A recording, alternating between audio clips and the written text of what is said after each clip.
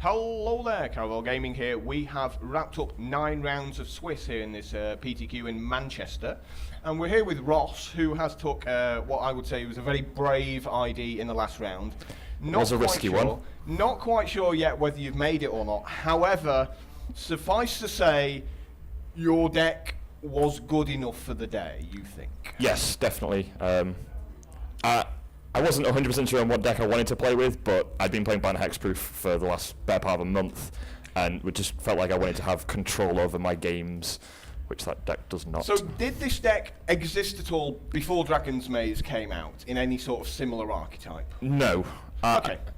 There were blue-white-red decks around, but they generally played like a lot more creatures. So how hard is it to build something from scratch? Because of course, first of all, you've got to think about what the metagame will be before you can build a deck to beat that. So you're looking at maybe slightly adjusted aristocrats. Yeah.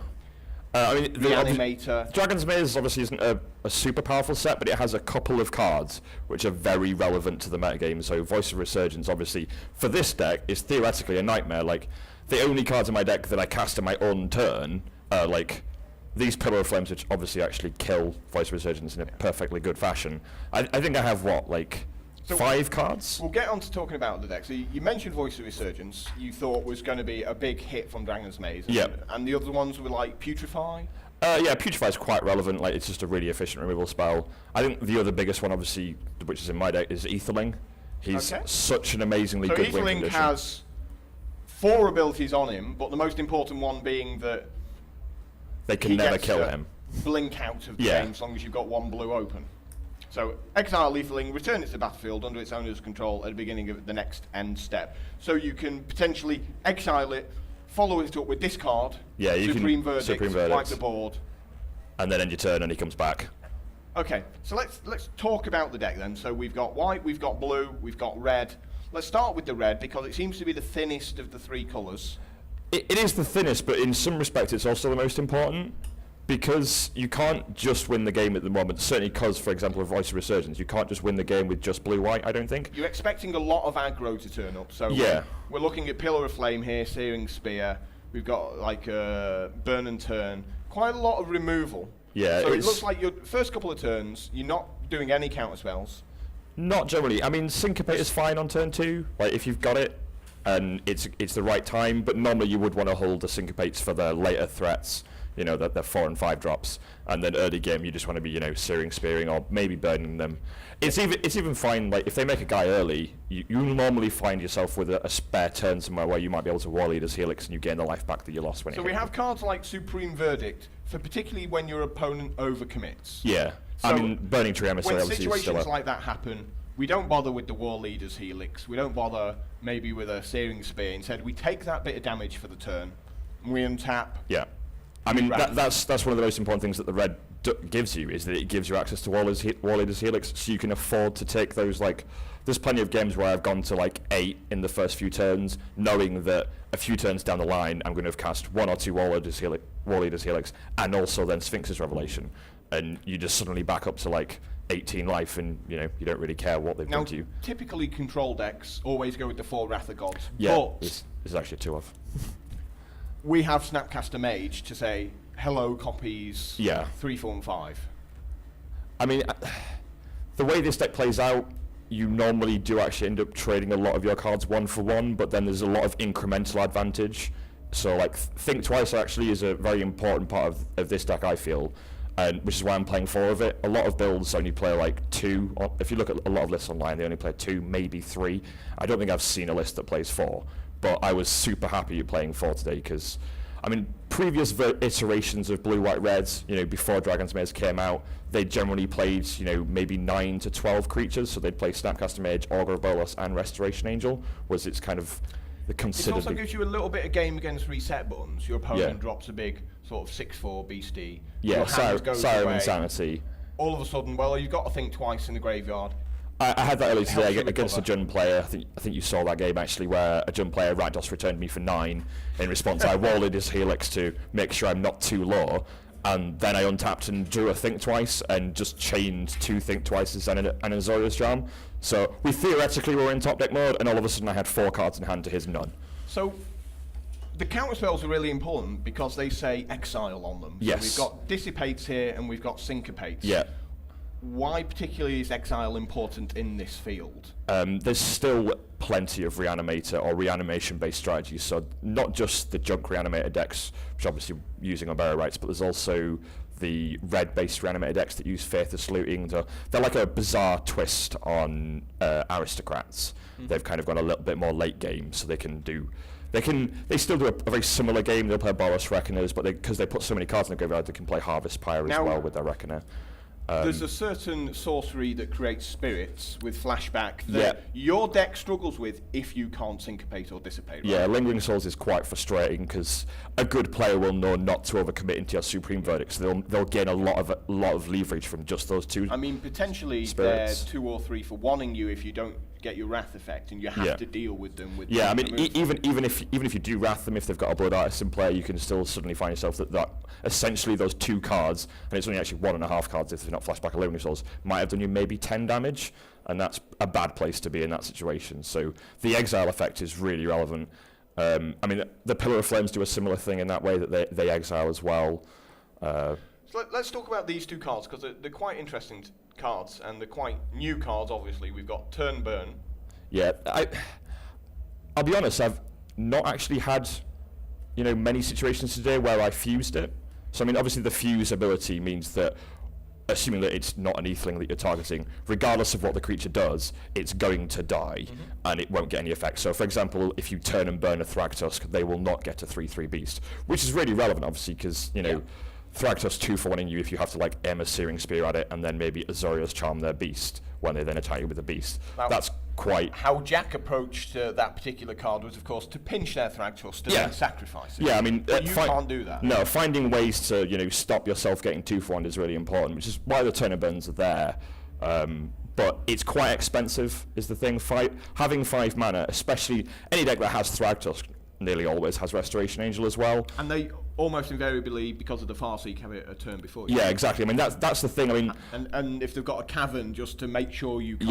Yeah. One of the things, again, looking online, so for example, I was talking about the most lists online only play 2 Think Twice.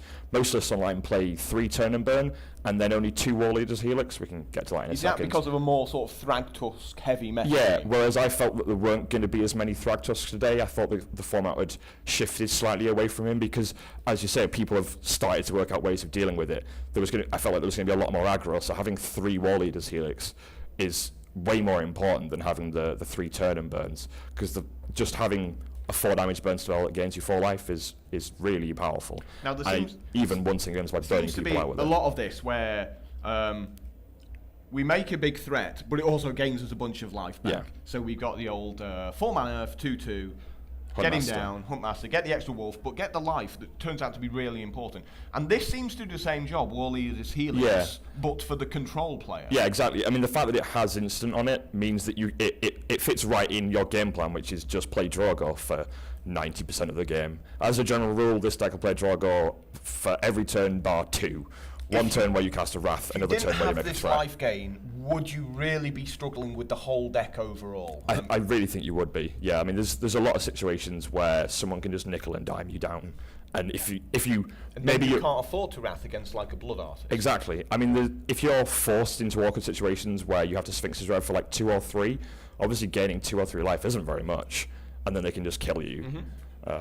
So the 4 life off the Helix is really quite potent. So Azorius Charm's also a really interesting card because a lot of the charms turn out to be ridiculously powerful in certain situations. Yeah, I mean, Azorius Charm has been, it's very serviceable. I don't actually think it's overpowered right now in the format. It's just really useful. You're not using the first ability that much. You're not going to give your creatures life in 8 rounds of played games today. I never give. It's a cantrip for a red and a blue in case there's nothing going on. Sorry, a white and a blue.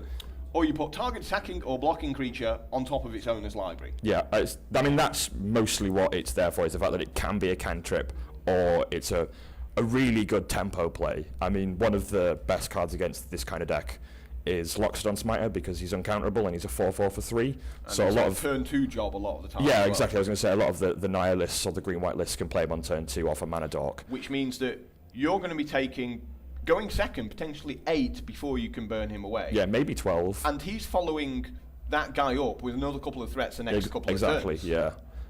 So having the ability to just kind of get rid of that guy for a while, and it is essentially a kill spell because it replaces their draw. They've still, they've gone down a card. And You know what you can that make card's that going card's to be. advantage back through other cards like Finkel's Revelation afterwards. Yeah, exactly. Sorry, I need a drink. So let's go on to the MVPs, which are your sideboard cards, because obviously tomorrow we've got the WMCQ, which again is going to be like another potentially 8 or... I think it'll be 8 rounds. It won't 8 be round 9. extravaganza. We can't imagine more than 301 players or whatever we got today. But let's look at these sideboard cards then. What have you been bringing in a lot today, and what maybe won't be making the cut for tomorrow? Well, I mean, I had an extra Pillar of the Flame in the sideboard to deal with Voice of Resurgence decks. Mono red, potentially. Yeah, just like having a cheap kill spell is really important, so killing things like Stormcloak Noble. This seems to be a particular monster in the gate. Yeah, I mean, Planeswalkers. I brought this package in quite a lot. Like, this is the anti-control package. Two negates, 2 dispels. The 1 Cavern of Souls, is this for other control decks that go I mean, long? it means I go to 2 caverns after sideboard. Your Etherling comes down and it stays down. Yeah, they're never getting rid of it. It also puts you to 26 lands versus other control decks, because right now I'm being a little greedy with 25. Mulliganing is just crushing in control decks. You just want to play that land every turn. Yeah, I mean, that's partly why the full Think Twices are there again. So let's look at the other few sideboard cards. We have some Purify the Graves here. 3 Renounce the Guilds, which again are a pretty powerful card. Yeah, it's. And 2, is it Statcaster? Tell us about what you were thinking. The Statcasters are really good versus both Aristocrats and Naya Blitz. That it was a pretty hard decision whether or not to play Statcaster or Electricary, because Electricary is quite a bit cheaper because it only costs 2. But the reusability of Statcaster basically is the thing that gives it the nod. Because obviously if your opponent is making lots of Lingering Souls, it's one way you've got of getting back at it. Yeah, I mean, and also the the Naya Blitz decks that have either Lightning Mauler or Champion of the Parish and Boros Recruit, they're all 1 toughness guys that this guy just kills happily. Now I've seen a lot of builds with Renounce the Guilds in the sideboard. What gold cards are we fearing? Mostly Sire of Insanity. Yes. And actually opposing Assemble the Legions as well. It's just really Hits efficient. Master. Leaves them We've both seen a behind. couple. Leaves them both behind, but that's fine. Yeah, there's just an absolute heap. Olivia Voldaren's quite annoying just because she can get quite big. And of course a certain triple white or triple red. Yeah, Boris 3/3. Reckoner is... It's quite hard for this deck to deal with Reckoner without Supreme Verdicts, actually. Like, you end up having to burn it and then you take some damage. But certainly some of these combo decks that want to kill you on 1 turn with a Yeah, huge I did lose Reckoner. game 1 versus another blue-white-red deck that did Harvest Pyre me for 7 and then 2'd me with a burn. So anyway, you may or you may not have heard a large cheer from the other room, which means that the top 8 will have been announced. Do we have at all a list of who made it and who didn't? Do you have the whole top 8? Well, we do know that Ross has made it. So, What place did Ross make it in? Scraped it in at 8th, and his opponent, which was Rob Wagner, who he ID'd with, made it in 4th. So that was a pretty lucky, I think, an educated guess from you both. Yeah, we didn't really want to play it out. It didn't, like, we're both good friends. We've playtested a bit together, so it felt like the statistically best choice for both of us to get combined. Turns out that it worked fine. So we're going to leave you right there, simply because obviously you've got a top 8 to play now.